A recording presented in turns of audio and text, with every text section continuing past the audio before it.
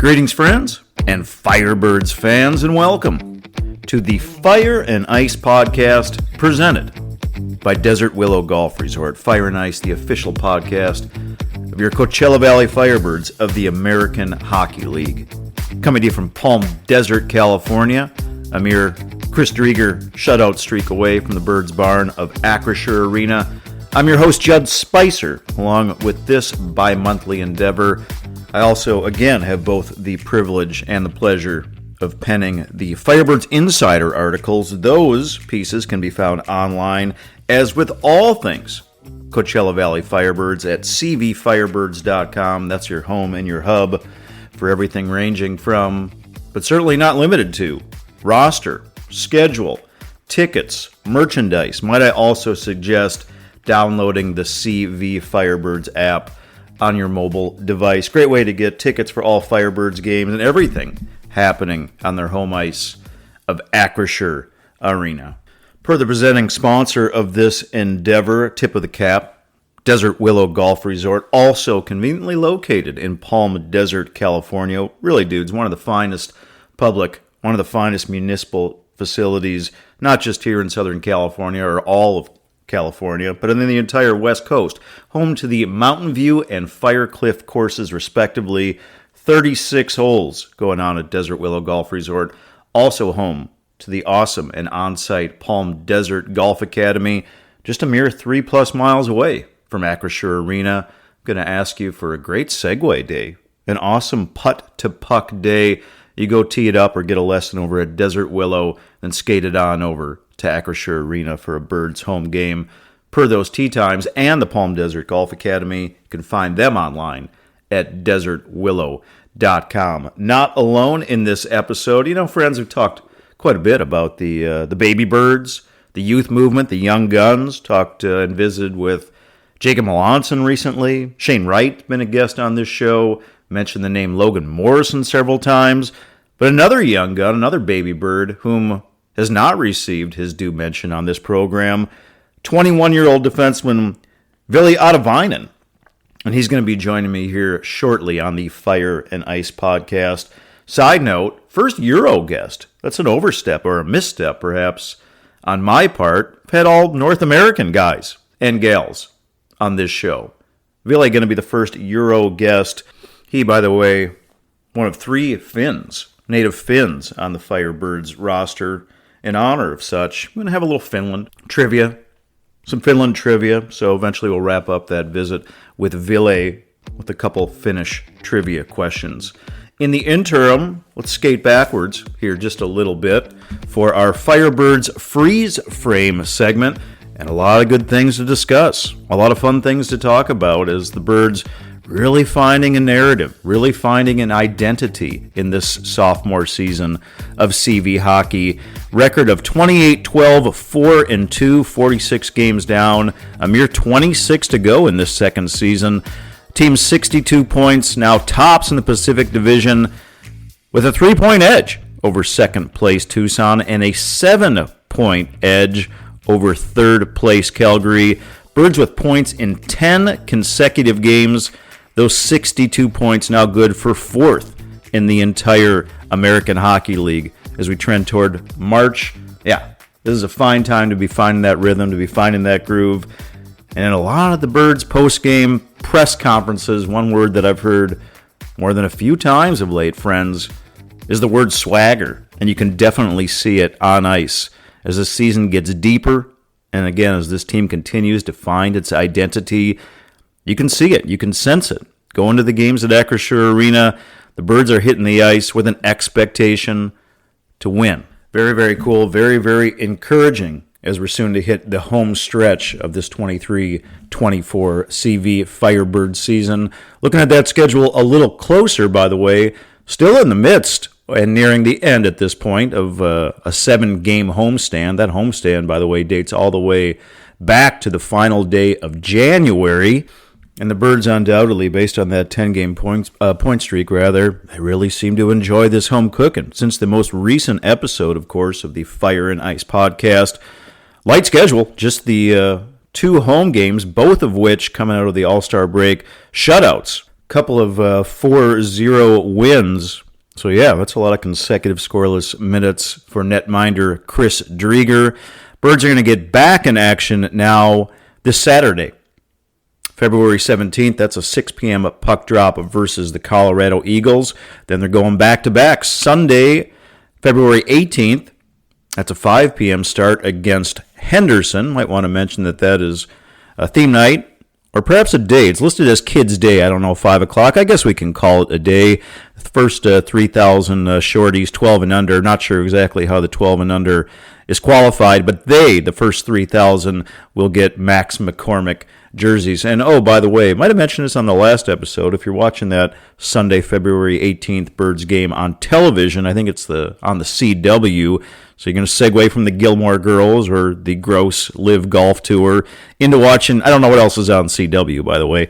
You're going to segue right into the Birds game, 5 o'clock against Henderson. Yours truly going to be making a brief television appearance during the second intermission. Birds then hit the road, concluding that 7-game homestand.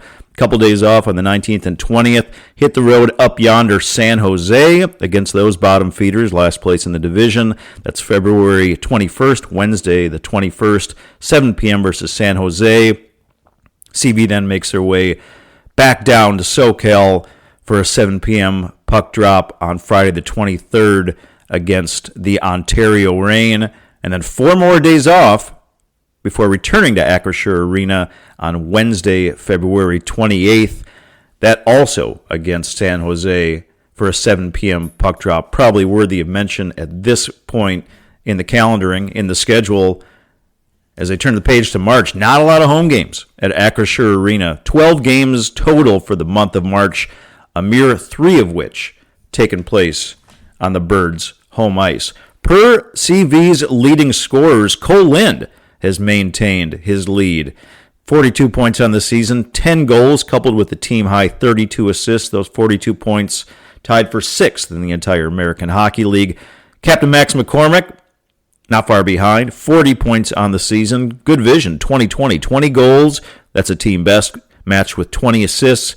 Those 40 points tied for 10th in the AHL. Cameron Hughes with 37 points on the season to date.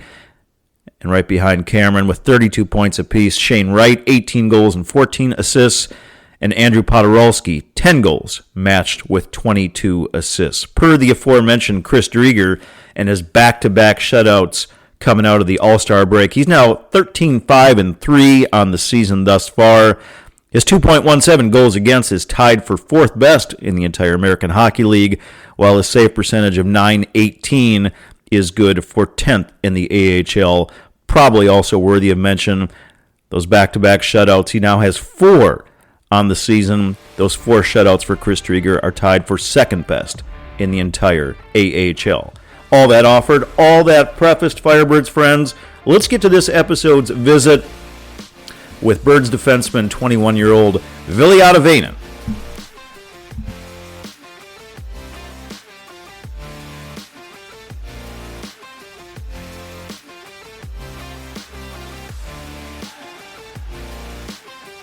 All right, Firebirds friends. My guest this episode, easy to recognize on the ice, all 6'5" with him on the blue line. Part of the inaugural Kraken draft class, which I think Ron Francis is probably deserving of an A++ on that. Of course, includes not limited to, but Matty Beniers, Riker Evans, Ryan Winterton, Jacob Melanson, and our guest this episode, 21-year-old out of Oulu, Finland. He was the 99th pick in that draft. Ville Ottavainen. Welcome him to the Fire and Ice podcast. Hello, Ville. Hello. How are you? I'm well. And as I mentioned to Evan Pivnik with the Firebirds, and as I mentioned to you briefly, I'm embarrassed. I'm kicking myself. This is the first ever Euro guest that we've had on the Fire and Ice podcast. So I appreciate your time, man. Before we get into some things about you and where you're from in Finland, let's talk about the Firebirds season thus far. Coming off a convincing win, another convincing win, I should say, last night, 4-0 shutout, San Jose. 10-game point streak now for the Firebirds with 46 down, 26 games to play. In your rookie season, I think you've probably experienced not just your own growth, but the growth of the Firebirds. After a kind of a funky first 2 months, you guys really seem to have found an identity in this second season of what this team is all about. How do you see it from your view on the ice, how this team's grown?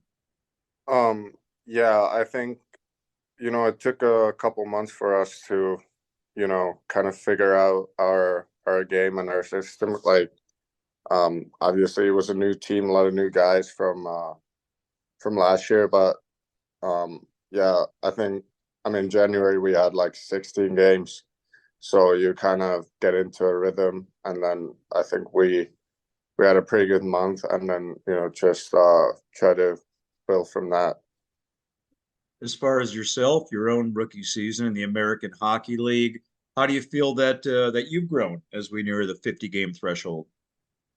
Yeah, I think I feel more and more comfortable like night after night, and yeah, I mean I think it's been going pretty well. Like um, I've been to I've been able to like play with my own strengths and you know um also score some points and help the team in the offense, and um but most importantly like take care of my own end. As far as the points that you mentioned, 5 goals, 15 assists through 44 games played for you.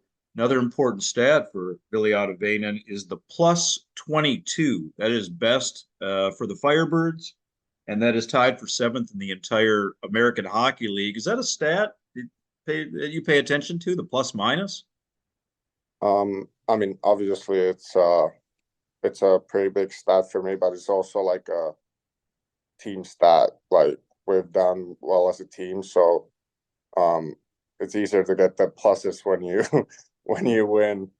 But yeah, it's like half a team stat too. But yeah, that's definitely something like I take pride in, and try to be a plus player on the ice. So Are there other statistics that you pay perhaps closer attention to, Ville? um not too much really. Um I just try to focus on the game and not too much on the stats, but you know, that's one stat that I definitely take pride in. You've played the last, I want to say, 3 seasons, basically in your native Finland. You did get a couple games with the Firebirds last year, but now technically still a rookie. What has surprised you most about hockey in the AHL? Um, I kind of knew because I played in the OHL 1 year, so I kind of knew what to expect from the North American hockey, but um, it's still like um, it's very fast, very or a lot of skill guys, and yeah, I sort of knew what to expect because I played against men for the past 3 years, so I think that definitely helped a lot coming in here. But um, yeah, like I said, I feel more and more comfortable like night after night. Is there a particular part of your game that you feel required the biggest adjustment from playing in Finland to the AHL? The typical smaller ice. That's the biggest difference, and you know, you gotta make your decisions quicker, and also like skating wise, like you gotta turn a little sharper, and yeah, that's probably the biggest thing coming in. As far as those turns, is there a particular member perhaps of the coaching staff that has worked with you closely on that? Jessica Campbell, she helps us young guys quite a lot with the skating, and for me it's like the tight turns and pivots and stuff like that that she's helped me, and I think that's I can feel it on the ice, like I feel good on my edges, and yeah, that's definitely helped a lot. You mentioned young guys. You were, of course, part of a Firebirds rookie class this year that had some of those other fellows, as I mentioned at the outset, or reminded perhaps at the beginning of this episode, Shane Wright, Jacob Melanson, Logan Morrison, and yourself, all 20 and 21-year-olds. Has it been helpful for you? Obviously, the Firebirds have many veterans as well, but has it been helpful for you to kind of progress all together with these young guys that are also having great seasons for the Birds? Yeah, yeah, it's definitely nice to, have some young guys around, and I think we kind of, yeah, like you said, kind of go together and not like push each other, and it's nice to see that they have had good years too, and that kind of comes with the team success. Like when your team does well, like it's easier to, do well inside the team. But yeah, they've been good to have around. Along with the fellow young guys, you do also have a couple of fellow Finns on the Firebirds. And I mean, they're really not much older. They might seem that way because they've been around a little bit longer. We saw them last year. Another Ville Petman. He's just 24 years old. And of course, your fellow defenseman, Petro Seppala, a fellow Finn, 23 years old. Is that helpful for you to have fellow Finnish players on the team?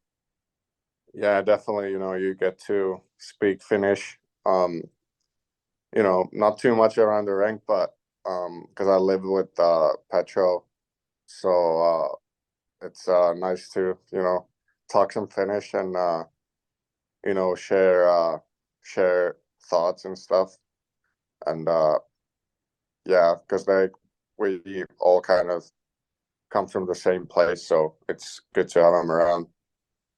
Do you think, and it might seem like a simple question. I mean, I think sometimes it's easy to forget that, hey, he's a big guy, he's a professional hockey player, but you're still a young man and you are a long way from home. I mean, do you think it would be a lot more difficult to transition for you if you didn't have the fellow Finns on this team?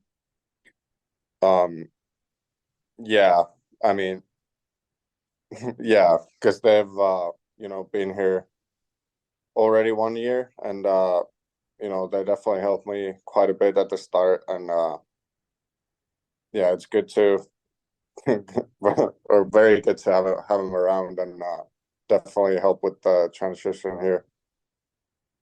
Are there any parts of, I mean, like I said, a long way from home. I mean, you're almost 5,400 miles from your home in Finland.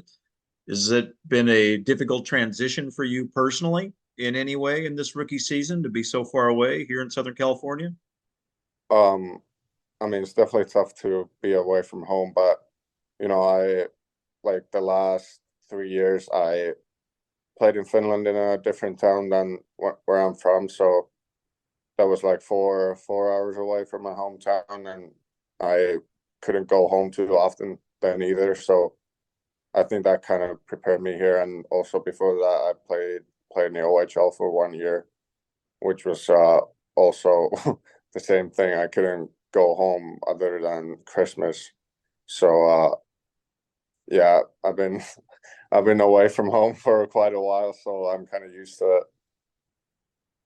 Friends, you're tuning into the Fire and Ice podcast presented by Desert Willow Golf Resort. My guest is Firebirds rookie defenseman Ville Ottavainen. And Ville, in that same vein, for your Finnish culture, I don't know, is there anything that you brought here to the Coachella Valley, whether it be particular maybe kind of food that you eat or something specifically Finnish that you feel like you brought from your home to how you live your life here?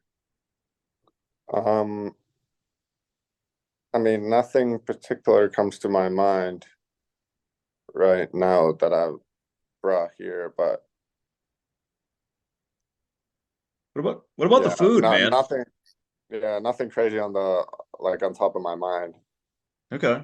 What about the food? I mean, well, how have you transitioned to Southern California or I guess Western dining? I mean, do you miss certain dishes from your native Finland?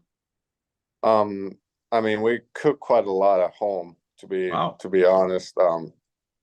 We have a a good team here to cook, so we cook quite a lot, and you know, finish meals and stuff, but it's, you know, it's nothing like crazy different from like here.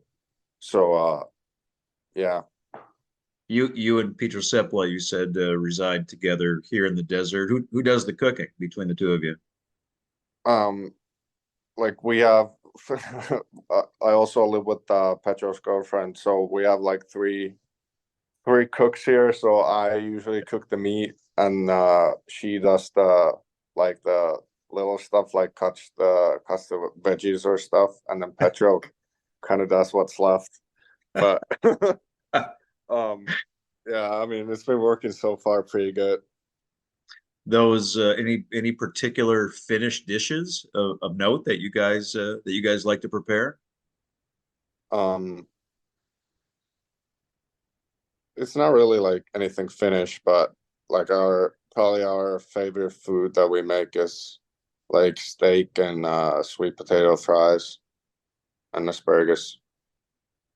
Okay, let's talk about a little more of your I guess where your homeland and where you're from specifically. Your dad, Risto Ottavainen, also a professional hockey player, correct? Yeah. He played in Finland, only in Finland. Did he play anywhere else, Ville? No. Okay.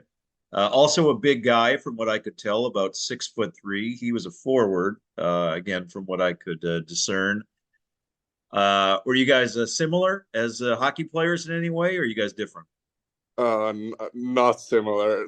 Like, not a single thing similar. I don't think. But yeah, like he was a forward and not a good skater.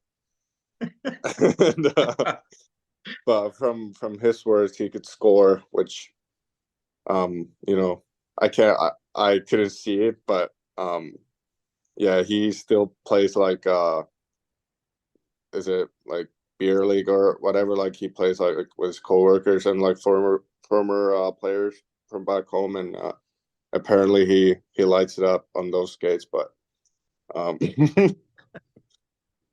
I did look at the stats I found for him, and there were some seasons that, yeah, he had a lot of goals.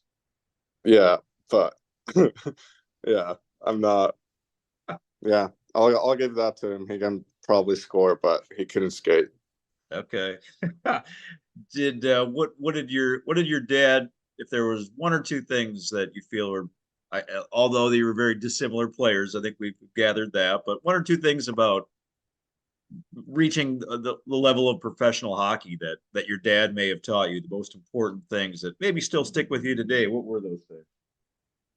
Um, I mean, he has coached me and my two younger brothers. So you know, he's been pretty involved like from like right from the start, and you know, still kind of is, but he's more like supportive now. But um yeah, I mean, because he's been my coach, like he's, you know, taught me a lot, and but I think it's just, you know, keep your keep your head down and um work. That's probably the biggest thing. Did your dad ever have dreams of playing North American hockey or making it to the NHL? Yeah, um, you know, he's still a huge hockey guy. Like wakes up at 5 a.m. to watch NHL. Like, um, so he's very into it. Like it's his passion. But he you know, decided like when I was born that like I'm not I'm not good enough, and like stopped playing, and he's a policeman now. Okay. So and he's done very well in that. Like he got chosen as the policeman of the year a couple of years back in Finland. Yeah, but it's still like his passion, and I'm sure he had some dreams, but just didn't work out. But he's happy for me now. Obviously that you know I'm here. It's a great segue. I appreciate the help to my next question. I did find a Risto Ottavainen in your hometown of Oulu that is a police officer, an immigration cop, and that I looked at a couple pictures. I was like, yeah, I think that's the same guy. I think that's his dad. An Yeah, interesting career transition from pro hockey to becoming a police officer. Yeah. yeah. Um, I mean, my grandpa was a police officer too, and yeah, I have quite a few police officers in my as my relatives. So um, yeah, it was probably the an easy transition for him. Did you ever think of that you'd want to be a cop, or has hockey always been like your complete main goal? Um, yeah, like if I wasn't a hockey player, I'd probably be a cop.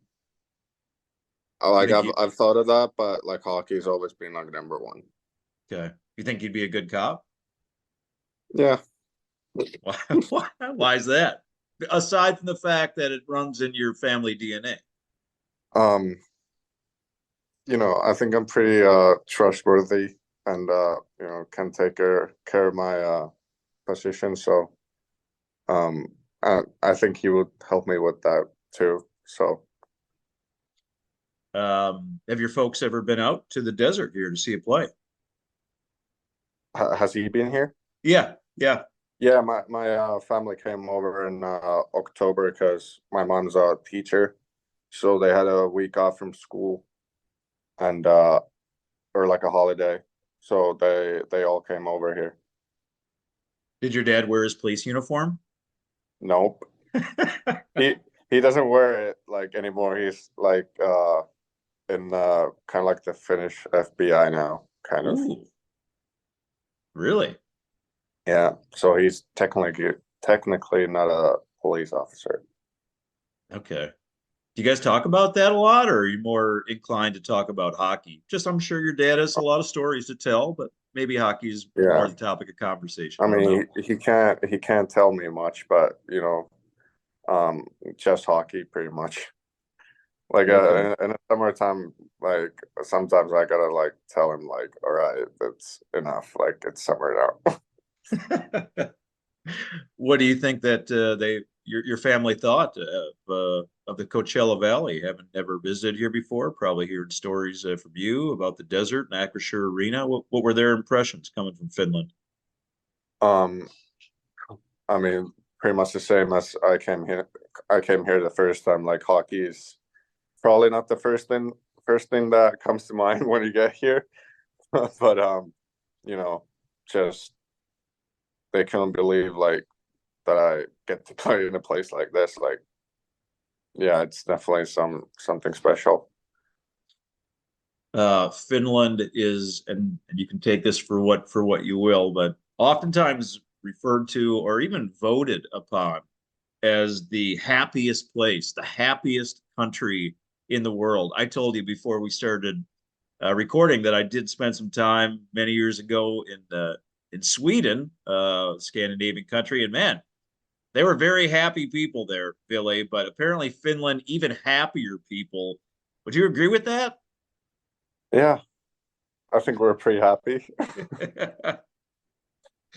uh, The happiest country. Happiest country. Did you know that? Did you know that that was Yeah, voted that I many? didn't know that. Okay. Well, you got a lot of reasons to be happy for all the success that you've had thus far into your rookie season. And I think probably very happy and pleased with what we're seeing more and more of at Acrisure Arena. As I prefaced, Billy, and this is my misstep, man. First Euro guest on the program. We've been doing this for nearly 2 years now. So I feel like I need to conclude it with some sort of trivia. We got to incorporate a little bit more of your homeland into the this episode of the Fire and Ice podcast. I think I got like 5 questions for you. They're all Finland centric. They're all Finland related.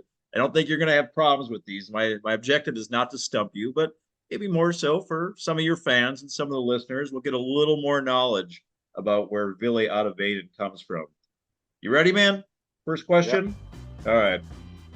What was the former Finnish currency called before the euro was introduced in 2002? That was right about the time you were born.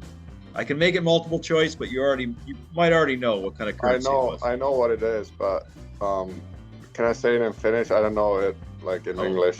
Please do, yeah. Markka. Yeah, the Barca. That's right. It was the Finnish mark. Nicely done. 1 for 1. It made me try to remember when I was in Sweden what it was, and I think it was like the kroner. Is that what they used? Yeah. Okay. All right, good job. I knew you were going to get that one. That's 1 for 1. All right, moving on. This is kind of an abstract one, but I can make it a multiple choice. In reading more about Finland, Ville, a very popular place for saunas. Maybe that's why people are so happy. Not a massive population in Finland, but many, many saunas. Can you want to take a guess how many saunas are in Finland? Again, I can make it multiple choice. Yeah, do it. All right. Do you think that there are 500,000 saunas? Are there 50,000 saunas? Are there 1 million saunas? Or are there 3 million saunas in Finland? 3 million. It is 3 million. Yes. There's Because like I like we were talking about this like a month ago, and yeah, I needed the multiple choice just to make sure. that was the fairest way to do it. But it's like a country of what, 5 million something people with 3 million saunas. 5.5, I think.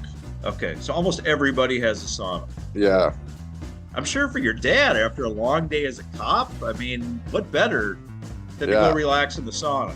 yeah, exactly. All right, another good Finland-centric question for you. You're doing great, 2 for 2. What happens if you're caught speeding in Finland? How is the fine system oriented? Can you fill in the blank about how one is fined when they are pulled over for speeding in Finland? Like how is the fine defined? Yes, that's a good way It to put it. depends like on your salary. Yes! You're knocking these out, man. I knew you would. The more No, money you I make, mean, the more you have to pay for speeding. yeah, I haven't got one yet, but I hope I never will. But I know how it works. Have you ever been pulled? You haven't been pulled over there. Have you been pulled over here? No, All right, clean thank record. God, no. He's got a clean driving record, friends, and he's got a perfect record on the trivia. We got 2 more questions for Ville Ottavainen. How many times, Ville, has Finland won the Eurovision Song Contest? And that goes back to 1956. How many times? How many times? I think just one. Yes, he's on fire. Yeah, 2006. It Lordi, was the say it. Lordi. It was Lordi with their song "Hard Rock Hallelujah." Yeah, They should. I mean, come on, man. One victory dating back to 1956. They should have more, right? yeah, they should, but you know, Just the one. All right, Yeah. man. For a perfect score, the last Finland trivia question I've got for Ville Ottavainen, it is hockey related. Can you tell me the top 2 Finnish scorers, the native Finns, the top 2 in NHL history? Timo Solani Yes. and top 2, Yes. Jari Kurri. Yes. Fantastic, man. Teemu Selanne, number 1. Jari Kurri, actually not that far behind. Only, I think, 59 career points behind. I think they called him the Finnish Flash, Teemu Selanne. Yeah, Memory serves. yeah, Dude, perfect score. We're going to end on that high note. Very impressive, man. Like I said, I thought I didn't want to put you on the spot and stump you. I mean There were a they couple weren't tricky that ones easy. there. They were easy? I mean, good questions. Like you did a good job. Well, I'm not alone, man. You got a perfect score on that. And as I said before, man, you're doing well on the ice. Additionally, in your rookie Firebird season, Ville, such a pleasure having you, man. We've now broken the maiden on having a Euro guest. It's been too long, so thank you for being the first, and thank you for your time, man. Good luck this weekend at Acrisure Arena as the Birds go back to back against Colorado on Saturday, and then the Henderson Silver Knights on Sunday. Appreciate your time, man. Yeah, thank you very much.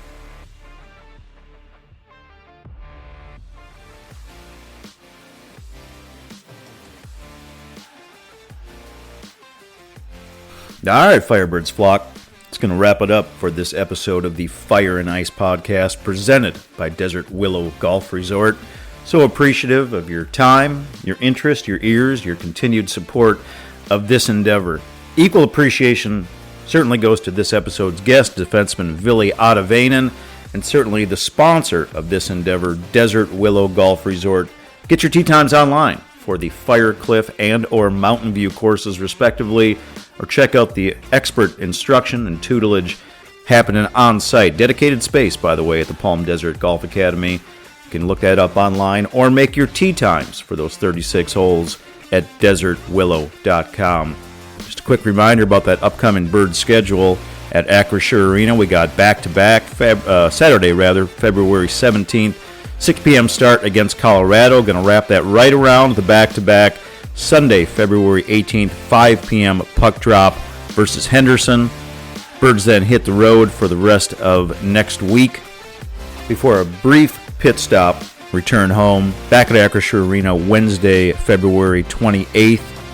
Not the last day of February, by the way. It is a leap year. February 28th, 7 p.m. start against San Jose. And then a kindly reminder, catch the birds while you can. 12 games taking place in March, only 3 of which taking place here in sunny Palm Desert. Thanks again, everybody, for tuning in.